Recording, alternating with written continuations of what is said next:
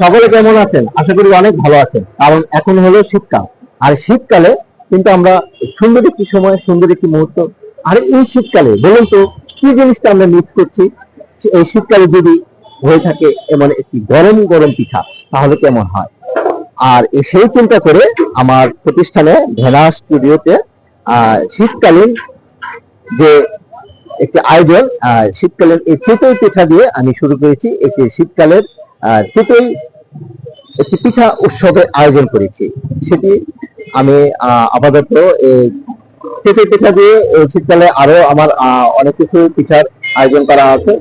আর এইরকম যদি একটি শীতে যদি আমরা একটি চিতই পিঠা এরকম একটি গরম গরম সঙ্গে রয়েছে কিন্তু ভর্তা, বিভিন্ন প্রকারের ভর্তা রয়েছে, সরিষা ভর্তা রয়েছে, এর সঙ্গে রয়েছে ধনিয়া ভর্তা, এরপরে বাগানে রয়েছে শুটকি ভর্তা।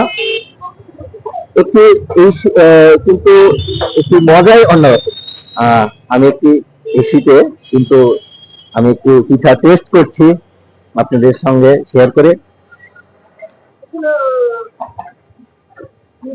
খুব মজাই, আমার কাছে ভালো লাগছে।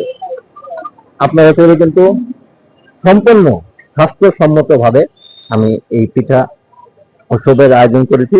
আপনারা কিন্তু আমার এখানে এসে